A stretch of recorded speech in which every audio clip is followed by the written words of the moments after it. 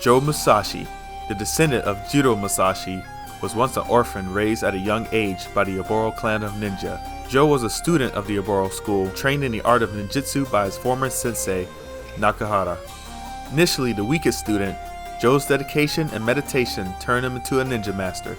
Joe wields the legendary ninja sword known as the Oborozuki, crafted by the Oboro in ancient times. It serves as a historical artifact symbolizing authority in the Oboro clan, passed down to him by his predecessors. With the sword and ninjutsu magic, Joe takes on the criminal organization known as Zed, protecting his clan and loved ones from evil. As a master of the ninja arts, Joe's immense power and fighting skills had led to many tales of his valor, earning him the nickname, the Super Shinobi. What is up everyone, this is Kori Maru, and I hope you all had a fantastic new year. To kick things off this year, I plan on continuing to tell the tales of your favorite SEGA video game characters in this new era with new energy, starting with the Super Shinobi, Joe Musashi, from the Shinobi series.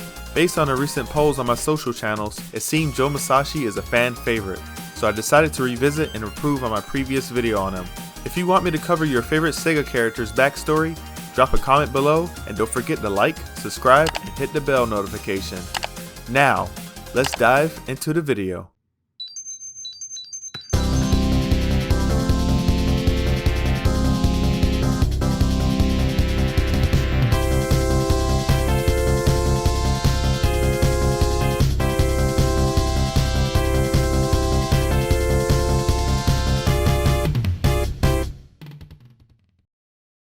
Let's explore the concept of this legendary ninja. Joe Musashi was created by Shinobi planner Yukata Sugano and artist Masaki Segawa of Team Shinobi. Crafting a new project for the Sega System 16 arcade hardware, they aim to create something instantly identifiable and enjoyable for the gaming audience. Inspired by popular ninja films of the time, the team figured a video game about ninjas would resonate well in both Japan and Sega's overseas market. The team drew inspiration from other arcade titles like Namco's Rolling Thunder and Konami's Gradius, aiming to bring excitement and reflexing testing elements to their new project. Thus, Shinobi was born, featuring Joe Musashi as the main protagonist, tasked to stopping Z from kidnapping the children of his ninja clan. Joe Musashi's name draws inspiration from the famous Japanese swordsman of the Edo period, Miyamoto Musashi, and the Musashi Shinshiro's train station. In the first game in the series, Joe Musashi wore a black ninja gi before receiving his iconic white ninja gi in The Revenge of Shinobi, also known as the Super Shinobi in Japan, and later installments in the series. Joe Musashi from the Shinobi franchise stands among Sega's iconic characters from the Genesis and Mega Drive era, alongside Sonic the Hedgehog, Streets of Rage, and Golden Axe.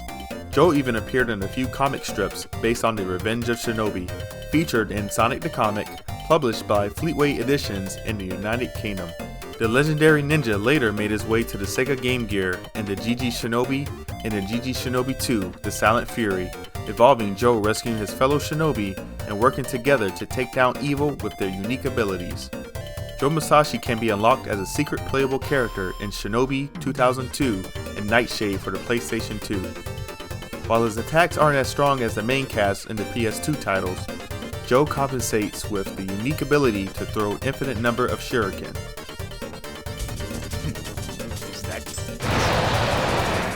In Shinobi 3DS, Joe is playable in the game's Street Pass missions in his classic arcade attire, unlockable by completing all the Street Pass maps. Joe even joined the race in Sonic and All-Star Racing Transformed, riding a yellow and black quad bike that transforms into a boat and jet ski with his ninjutsu magic. Honoring his ancestor Jiro, Joe races to the finish line. For Jiro, my ancestor.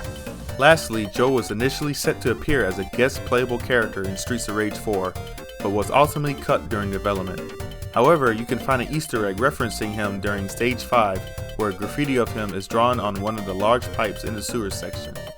In conclusion, Joe Musashi stands as one of the best ninjas in video game history.